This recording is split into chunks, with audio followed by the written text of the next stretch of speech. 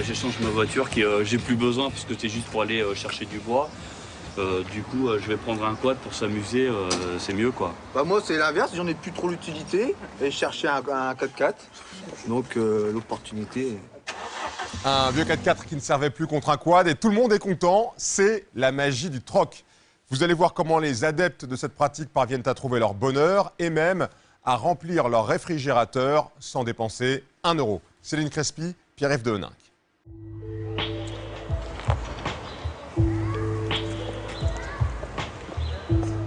Chez Ludovic et Anaïs, on ne manque ni de pain ni de pâtisserie. Et pour cause, Ludovic travaille dans une boulangerie. C'est une grosse meringue. Tous les dimanches, son patron lui donne des invendus. Un avantage en nature appréciable pour le jeune couple. Oui, mais voilà.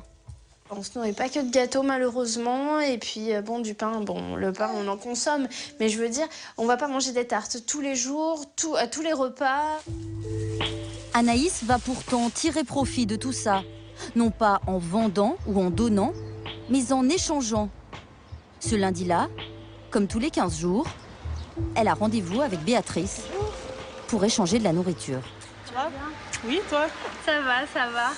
Bon, qu'est-ce que tu m'as amené de bon alors? Alors, comme promis, le super pâté maison. Ah ouais. Quand tu m'en diras des nouvelles. Une petite confiture maison aussi. Ouais.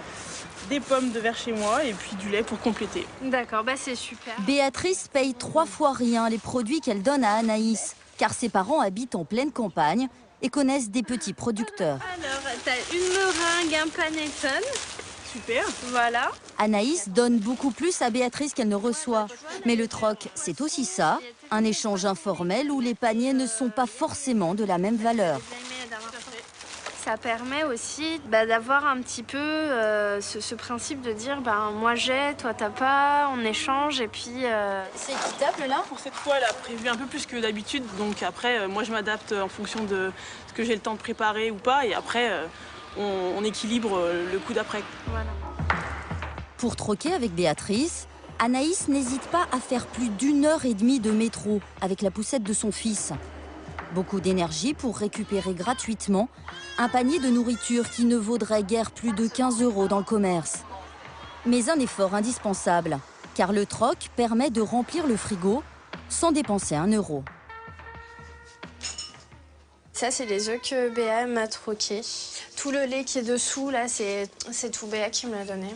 Depuis la naissance de leur fils, Anaïs a dû arrêter de travailler. Le faire garder revenait trop cher. Je paye 37 € je crois. Ludovic a beau compter et recompter, avec ses 1 200 € de salaire et 400 € d'aide sociale, il n'y arrive pas. 7 € de crédit après. Une fois le loyer et les charges courantes payées, il reste moins de 120 € pour manger. Et tous les mois, ils sont dans le rouge. Aujourd'hui, oui, c'est dur de se dire... on travaille, moi j'ai commencé à travailler à 14 ans, j'ai toujours payé dans le sens où j'ai toujours été quelqu'un d'honorable, d'honnête. Et travailler, etc., ça suffit plus forcément. Et petit à petit, je pense que moi, les gens en arrivent de plus en plus à arriver à troquer tout et n'importe quoi. Tiens mon chéri. Le système D pour ne pas sombrer. Anaïs glane des légumes à la fin des marchés et se sert beaucoup d'Internet pour les bons plans.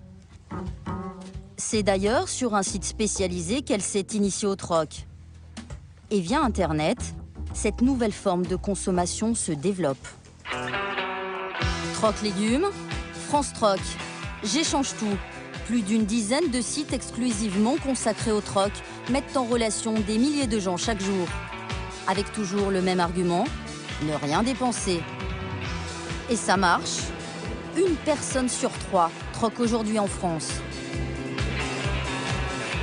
Stéphanie, elle, s'est mise au troc il y a 6 mois. À la base, elle avait un problème d'achat compulsif. Donc j'ai toute cette partie-là. J'ai ensuite une partie qui est là. Puis à nouveau une partie qui est là. Voilà. Oui, ça déborde là. Hein. Ça déborde un peu, oui. Un petit peu. J'étais capable, oui, de dépenser 150 € en une boutique. Parce que à ce moment-là, j'avais envie. Mais même moi, je reconnais que c'était trop. Depuis l'arrivée du petit troisième, Stéphanie est en congé parental. Résultat, chaque mois, la famille doit vivre avec 1 000 € de moins. Autant dire que le budget consacré au shopping a sacrément baissé. Du coup, en échangeant ses vêtements contre d'autres, elle a pu guérir de sa fièvre acheteuse. C'est dur de ne pas pouvoir acheter, enfin quand même on a un sentiment de frustration quelque part. Donc là avec le troc, vraiment, on a l'impression d'acheter sans dépenser autant qu'avant. Donc c'est vraiment tout bénef. Enfin moi je trouve ça génial.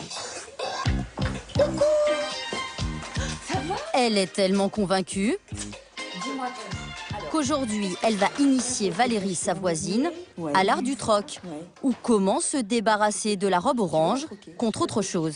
Je l'ai troquée parce que je vais pas la remettre, la couleur ne me plaît plus et c'est dommage. Quoi. Ok, bah écoute, pas de problème. Donc, première chose à faire, on va la prendre en photo. La photo de la robe orange. Voilà. Stéphanie va la mettre sur un site dédié au troc, où elle a pu gratuitement créer une sorte de boutique. Dans son dressing virtuel, elle a mis 74 articles qu'elle propose d'échanger. Elle va y ajouter la robe orange. Et là, en fait, on met un petit commentaire du style, tu vois, jolie robe, portée une seule fois, matière viscose, voilà. Ensuite, même s'il n'y a pas d'argent en jeu, il s'agit de donner un prix à la robe pour la troquer contre quelque chose de la même valeur. Donc là, tu vois, ta robe, elle est en ligne. D'accord. Génial, il n'y a plus qu'à. Il n'y a plus qu'à. Voilà. Si quelqu'un est intéressé par ta robe, je vais avoir un message en disant « Bonjour, je suis intéressée par votre robe. Est-ce qu'un échange vous intéresse ?» Donc cette personne-là me dit qu'elle est intéressée par la robe et m'invite à venir voir son dressing. D'accord. Pour voir si quelque chose me plaît en échange. Si oui, l'échange est conclu. Au troc, il n'y a pas de règle. Certains articles de Stéphanie partent en quelques jours. C'est sympa, il y a du choix. Hein.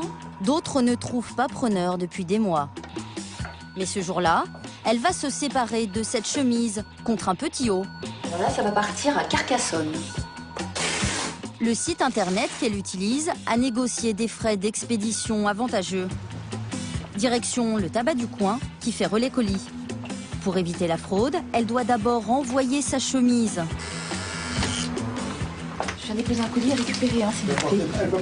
Ensuite seulement, le buraliste est autorisé à lui remettre le colis qui contient le vêtement qu'elle a troqué. Belle petite blouse d'été. Super, je suis ravie. Mais les enjeux du troc peuvent être beaucoup plus importants. Ce jour-là, Daniel Lopez est venu faire un échange. Bonjour. Ça fait longtemps que je l'attendais, là. Non, on avait rien. Un troc qui peut paraître surprenant. Donc voilà la bête.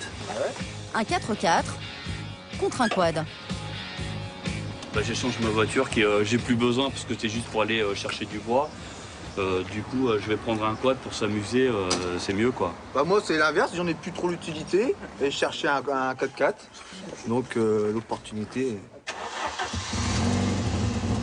Ah, le pot qui commence à percer. Évidemment, le 4x4 de Daniel est loin d'être neuf. Et s'il avait voulu le vendre d'occasion, il en aurait tiré 2 000 € au mieux. Voilà, donc faut mettre un... Ensuite, il aurait dû trouver son quad. Autant dire du temps, de l'énergie et de l'argent dépensé. Avec le troc, il fait d'une pierre deux coups, sans sortir un centime. Les formalités sont assez simples. Les deux remplissent une déclaration de cession. Reste à changer les cartes grises en préfecture. C'est exactement les mêmes documents que pour une vente. C'est exactement les mêmes. Sauf que là, il n'y a pas de mouvement financier. Ben, merci. En cas de souci, mon numéro de téléphone, je suis toujours joignable, mais normalement... La loi permet de tout troquer, même des maisons. Une seule restriction pour les voitures, on n'a pas le droit d'en troquer plus de 5 par an. C'est ici, en Seine-et-Marne, qu'habite Daniel. Chez lui, rien ne se perd, rien ne s'achète, tout se troque. Ordinateur portable, c'est troqué. Mon téléphone personnel et celui de ma femme, troqué aussi. Des DVD, pareil, on a eu en troc. Souvent, je lui dis, bientôt tu vas troquer ta femme, tes enfants, tes parents. Et la liste continue à l'étage, dans la chambre d'Antoine. La télé, c'est troqué. Le bureau, c'est troqué. Et le téléphone, c'est troqué. Une bonne partie de l'isolation, c'est un troc. C'est une entreprise qui avait trop commandé et du coup, qui lui est resté, je crois, une palette et demie de BA13. Et donc, il avait passé une annonce, échange possible.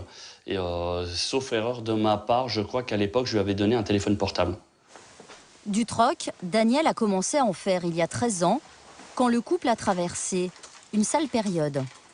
Je suis tombé au chômage. Ma femme n'avait pas d'emploi et on avait le premier enfant qui arrivait. Donc là, c'était grand souci. Et donc pour joindre les deux bouts, etc., c'était vraiment très très difficile. Donc là, on a commencé à faire du troc. Allez-y les enfants, installez-vous. Depuis, Daniel a eu 5 enfants et a retrouvé du travail. Alors qui veut de la pizza? Mais il a continué à faire du troc. C'est un peu son deuxième métier qui lui génère un revenu d'appoint. Appréciable vu son petit salaire de chauffeur de bus.